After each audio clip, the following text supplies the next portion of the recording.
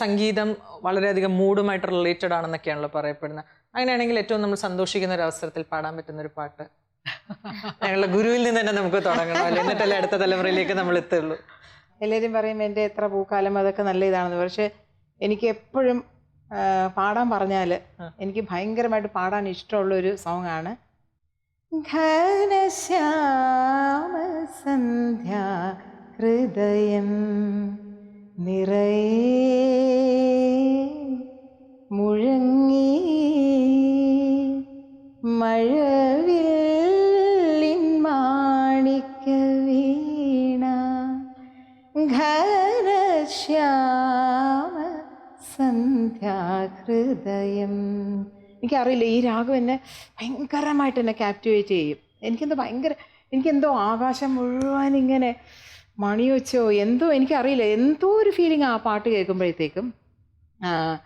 M G Radhakrishnan എന്നുള്ള കമ്പോസറിനെ പറ്റി എനിക്ക് പറയാനെന്ന് വെച്ചാൽ ഈസ് എ ബോൺ കമ്പോസർ. അത് ഞാൻ എന്താ വെച്ചാൽ ഒരുപാട് പേരുണ്ട് കേട്ടോ, പക്ഷേ ഇദ്ദേഹം, ഞാൻ പറഞ്ഞില്ലേ ചെറുതിലേ നമുക്കിങ്ങനെ അറിയുന്നത് കാരണം ഇദ്ദേഹം ഒരു വരികൾ കിട്ടുമ്പോഴത്തേക്കും നേരിട്ടിരുന്ന് കമ്പോസ് ചെയ്യുന്നത് ഞാൻ കണ്ടിട്ടുണ്ട്.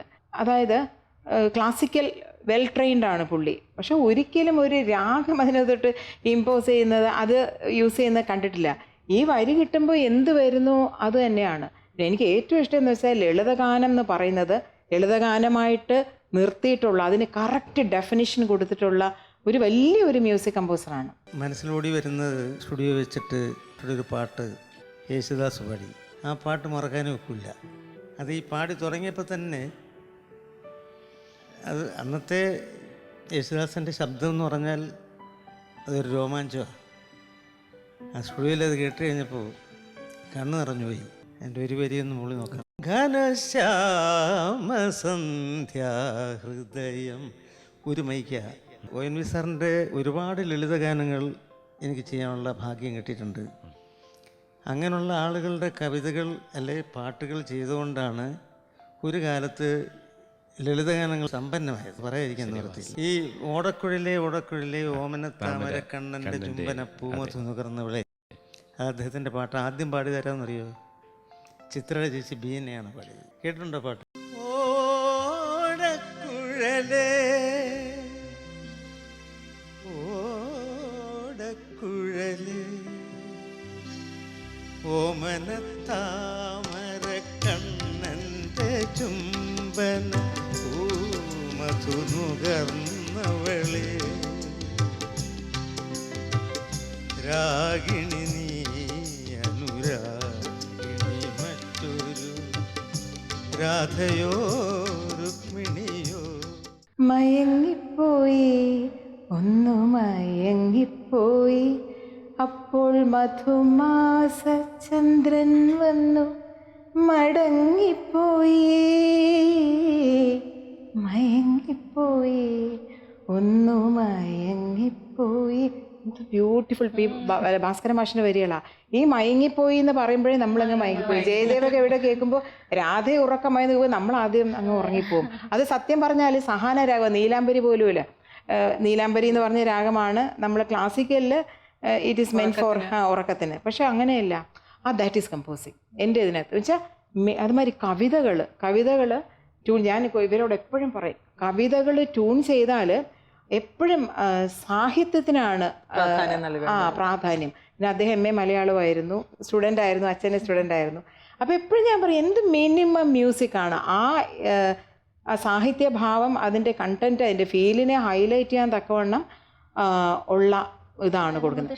പറഞ്ഞിരുന്ന ഒരു കാര്യം, കവിത പാടുമ്പോൾ അതിൽ മുങ്ങിപ്പോകരുത്, പാട്ടിൻ്റെ ഇതിൽ ആ കവിത തീർച്ചയായും അതിനകത്ത് ഒരു എക്സ്ട്രാ ഒരു എക്സ്റ്റൻഷൻ പോലും കാണില്ല. എന്ത് രസമായിട്ടാണ് കവിതകൾ കമ്പോസ് ചെയ്യുന്നതും പാടുന്നതും. മാധവിക്കുട്ടിയുടെ കവിതകൾ വിത്ത് ഓർക്കസ്ട്രേഷൻ കേട്ടോ, വിത്ത് ഓർക്കസ്ട്രേഷൻ. അതായത് പിന്നെ ഋതമില്ലാത്ത, എന്താ പറയുക, മെട്രിക്കൽ അല്ലാത്ത കവിതകൾ വിത്ത് ഋതം. അതിലൊരു CD ഞാൻ പാടിയിട്ടുണ്ട്, കുറേ പേര് കൊണ്ട് പാടിച്ചിട്ടുണ്ട്. അയ്യോ, അത് ബോൺ കമ്പോസറാണ്. എന്ത് രസമെന്നറിയാം. അപ്പോൾ അത് ഞാൻ നേരിട്ട് കണ്ടതാണ്. പിന്നെ രാഘവ മാഷാണെങ്കിലും രവീന്ദ്ര മാഷ്, പിന്നെ എല്ലാവരും ഇതിങ്ങനെ പാടാനുള്ള ഒരു ഭാഗ്യം കിട്ടുന്നുണ്ട്.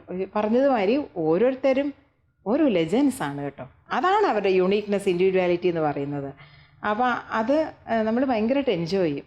വളരെ ഗംഭീരമായി പാടുന്ന 2 ഗായികമാരെ നമ്മുടെ അടുക്ക കിട്ടിയിട്ടുണ്ട്. മാഡത്തിന് ഇഷ്ടമുള്ള പാട്ടുകൾ പാടാൻ അവർ സന്നദ്ധരുമാണ്. അങ്ങനെ പറയുകയാണെങ്കിൽ ഏറ്റവും കേൾക്കാൻ ഇഷ്ടമുള്ളത് ഒരു പക്ഷെ ആരുടെ പാട്ടുകളായിരിക്കും?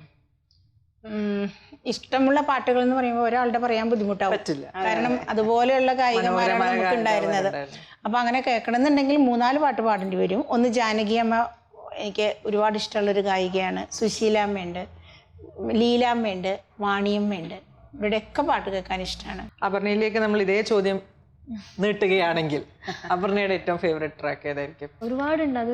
ഒരു പാട്ടായിട്ട് പറയാൻ വളരെ ക്രൂരമായ ചോദ്യമാണ് ഒന്ന് ബുക്ക് ചെയ്യുമെന്ന് പറയുന്നത്. പക്ഷെ അതെ, നല്ല എനിക്കെപ്പോഴും ഇങ്ങനെ നമുക്കിങ്ങനെ ഒന്നും ചുറ്റിലൊന്നും അറിയാതെ പാടി ഇങ്ങനെ ലയിച്ചിരിക്കാൻ പറ്റുന്ന പാട്ടുകൾ ബാബുക്കയുടെ ആണെങ്കിലും അങ്ങനെ ആ പാട്ടുകൾ ഭയങ്കര ഇഷ്ടമാണ്. അപ്പോൾ അതിപ്പോൾ ഒരു സന്തോഷമായിരിക്കണം എന്നില്ല, ചിലപ്പോൾ സങ്കട പാട്ടുകളായിരിക്കും. ഇപ്പൊ മനസ്സിലേക്ക് വരുന്ന ഒരു പാട്ട് ഏതായിരിക്കും? തളിരിട്ട കിനാക്കളോ, സൂര്യകാന്തി, അങ്ങനെ ഒരുപാടുണ്ട്. ഇപ്പം ശരദിന്ദു, അങ്ങനെയൊക്കെയുള്ള 4 വരി.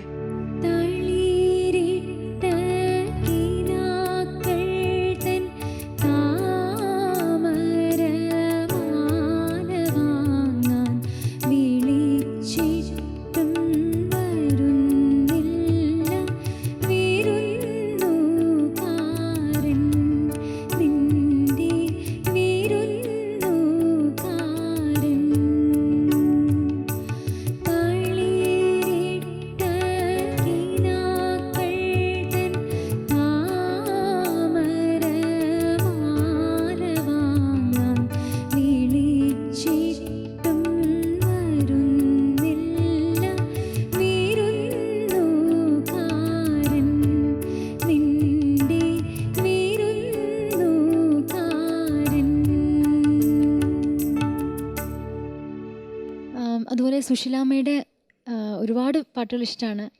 അതിൽ 7 സുന്ദര രാത്രികൾ എന്നുള്ള പാട്ട് കുറച്ച് പേര് പാടാം.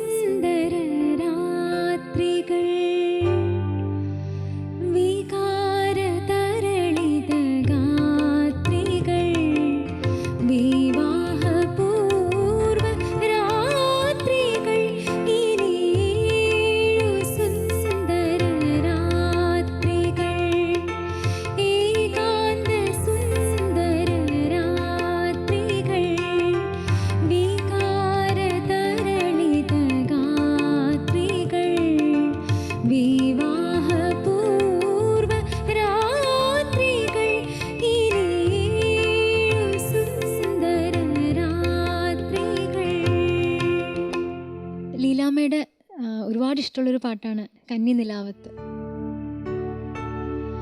കന്നി